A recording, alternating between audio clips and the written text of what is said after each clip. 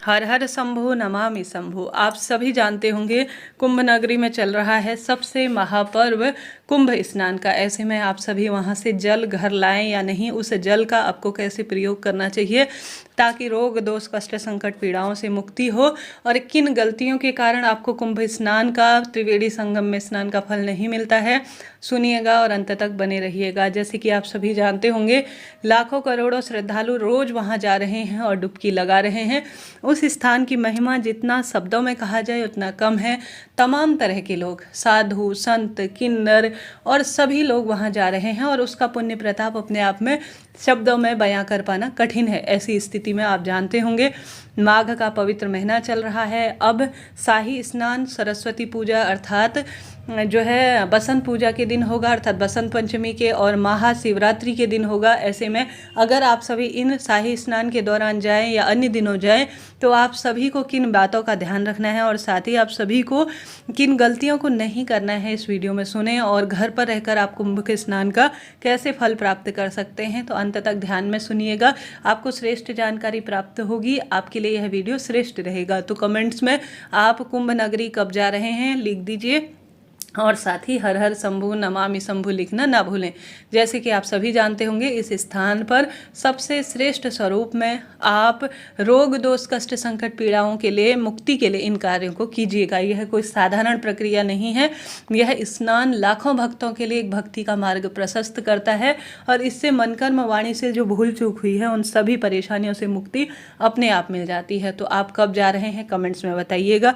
सबसे पहले आप सभी को यहाँ ज़्यादा से ज़्यादा दीप दान करना है, अन्न का दान करना है। कुंभ नगरी में प्रयागराज में आपको डुबकी लगानी है और साथ के साथ वहां बैठकर भगवान की जितनी संभव हो पूजा आराधना करें, भक्ति संगति करें, अर्थात जो भी वहां पर साधु संत जन गुरुजन बैठे हुए हैं उनकी संगत करें। वहां पर पुंडरीक जी महाराज की कथा चल रही है, उसका भी आप रसवादन कर सकते हैं।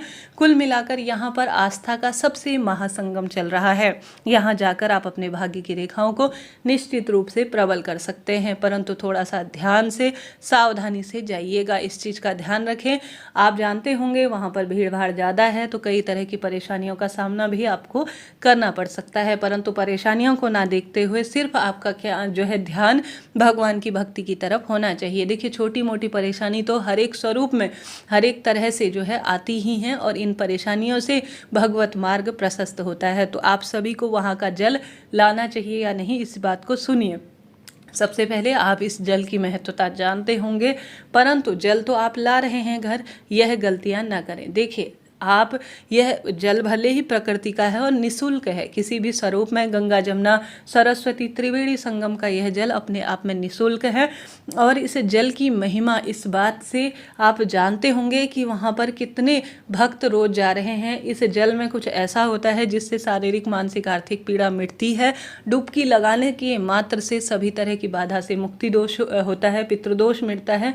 वहाँ आप अपने पितरों के नाम से अपने हाथ की अंजनी में जल लेकर पितरों के नाम से आवश्यक रूप से ओम सर्व पितृ देवाय नमो नमः कहते हुए दक्षिण दिशा की ओर मुख करते हुए अपने हाथ की अंजनी में थोड़ा काले तिल डालकर जरूर से पहले आप डुबकी लगाएं। अपने गुरु मंत्र का या सामान्य महादेव के कोई सरल से मंत्र का जाप करते हुए डुबकी लगाएं। उसके पश्चात अपने हाथ की दोनों अंजनियों में अर्थात जल लेकर आप काले तिल डालकर जल आवश्यक रूप से दीजिएगा। यही कार्य सबसे श्रेष्ठ माना जाता है इस स्थान पर। इससे पितृ सुख प्रदान करते हैं, प्राप्त करते हैं। उसके बाद आपसे संभव हो तो वहां पर आप सभी दीप दान जरूर से कीजिएगा। कहा जाता है पवित्र तट पर, भले ही साधारण सरल तरीके से हरिद्वार हो या कोई भी पवित्र तट हो, वहां पर दीप दान की सबसे अधिक महत्वता है। तो इन स्थानों पर किया गया दीप दान पितरों को सुख प्रदान करता है। देवी देवता माँ गंगे की असीम कृपा परिवार में बरसती है। संभव हो तो आप सभी को गंगा नदी पर जो त्रिवेणी संगम है उसमें रोली चंदन मोली अक्षत पुष्प इत्यादि सभी चीजें समर्पित करनी चाहिए या साधारण सरल तरीके से सिक्के समर्पित करने चाहिए। यह बहुत सुखद माना जाता है। कई भक्तजन गंगा नदी में नारियल भी समर्पित करते हैं, कई भक्तजन चुनरी समर्पित करते हैं, साड़ी समर्पित करते हैं। सभी का अपना एक सुख है और पुण्य प्रताप कहा गया है। तो आप सभी जब वहाँ पूजा विधान कर लेंगे, संपूर्ण कार्य कर लेंगे, कई भक्तजन त्रिवेणी संगम के तट पर जो है महादेव की पूजा भी करते हैं, कंकर रूपी शंकर का भी पूजन करते हैं। इसका महिमा अद्भुत कही गई है। और साथ के साथ आपने देखा होगा कई भक्तजन वहाँ से जल भरकर लाते हैं। जल आपको लाना चाहिए, परंतु यह गलती ना करें। देखिए, जल तो आप लाएंगे वहाँ से, बहुत अच्छी बात है, सुखद अवसर है, तो आप जल वहाँ से लेकर आइए, जरकिन में भरकर, कोई भी बोतल इत्यादि में भरकर आप जल लेकर आइए। परंतु इस बात का ध्यान रखें कि आप सभी जब तक वहाँ दान पुण्य नहीं कर रहे हैं, तब तक अगर उस जल को आप घर लाते हैं तो यह भारी दोष उत्पन्न करता है, आप एक ऋण के भागीदार बनते हैं। तो इस चीज़ को आप नोट करते हुए चलिएगा और बातों को समझें। देखिए, वेद शास्त्रों में भले ही यह चीज़ें हमारे सामने निःशुल्क हैं, परंतु इनको आपको जो है, इनका कोई ना कोई इनके बदले, या आप जब दान पुण्य करते हैं तभी उस स्थान का आप जल लाते हैं, तभी उसका पुण्य प्रताप सबसे अधिक कहा गया है।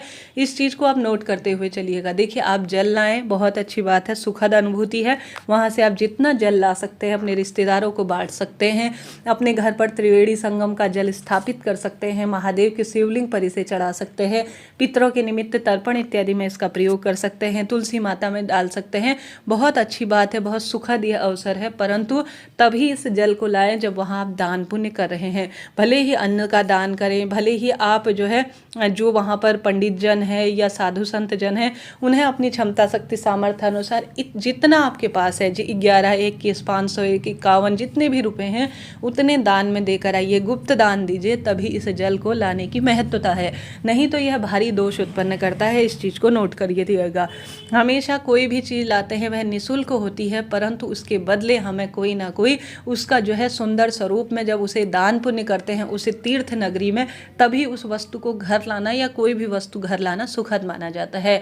तो इस चीज़ को आप आराम से बहुत सुंदर जो है लाइए। जो आपके पड़ोसी रिश्तेदार नहीं जा पाए हैं उनके लिए भी आप जल लेकर आइए, उनमें वितरित कीजिए, यह बहुत अच्छी बात है।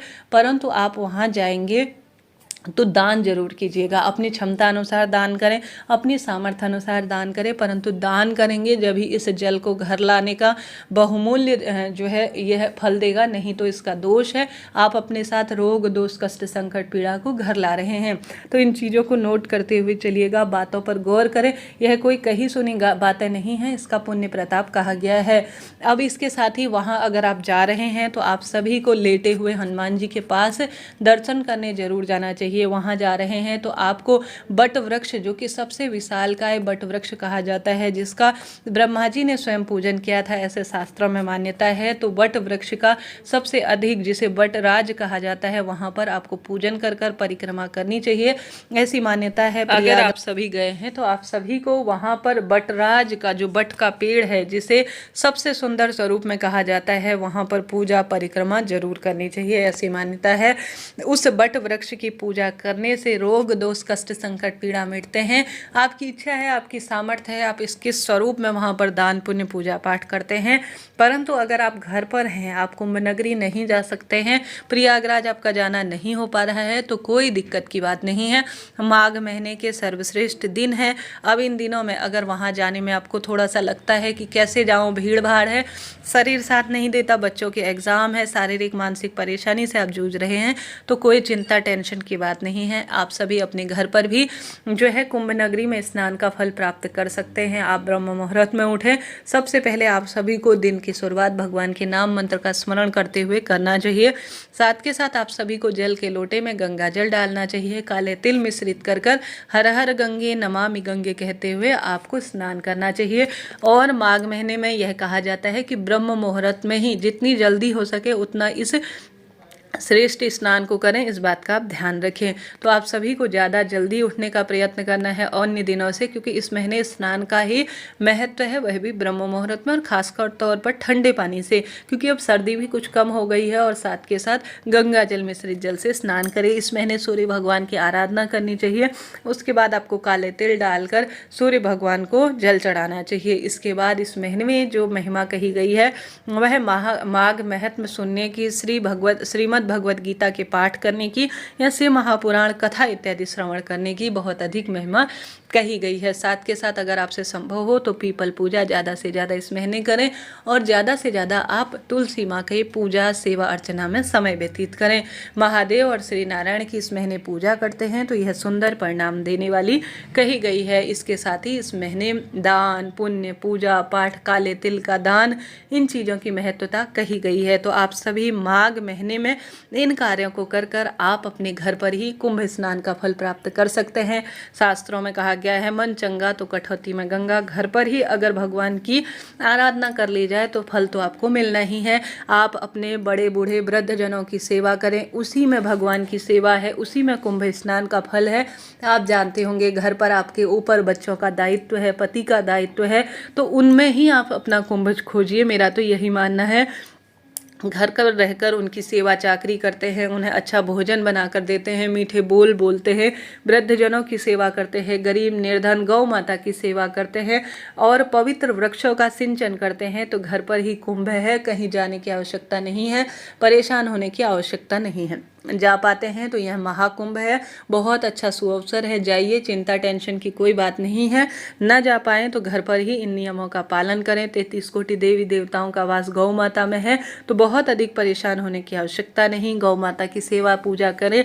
आप पवित्र स्वरूप में अपने आसपास जो वृद्ध जन हैं, गरीब है, जिनका कोई नहीं है, ओमकार के रूप में महादेव उनके अंदर विराजते हैं। अगर उनकी पूजा सेवा कर लेते हैं, उनको आप अपने कोई ना कोई वस्तु दान में दे देते हैं, तो इससे बड़ा कोई सुख है ही नहीं।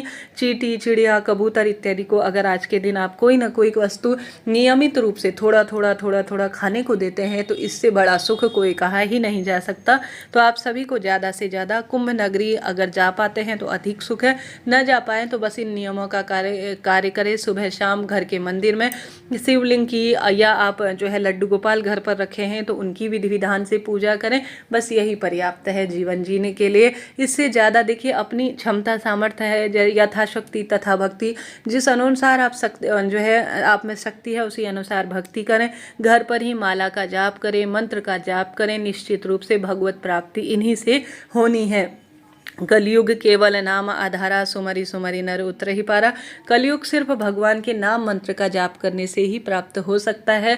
भले ही आप राधा राधा नाम जाप करें, श्री शिवाय नमस्तुभ्यम कहें या ओम नमो भगवते वासुदेवाय महामंत्र का जाप करें, अपने घर के ही मंदिर में भगवान जी की सेवा पूजा दीप प्रज्वलित कर इन मंत्रों का जाप करें। थोड़ा थोड़ा रोज श्रीमद् भगवद गीता का, शिव महापुराण का घर पर लाकर पाठ करें।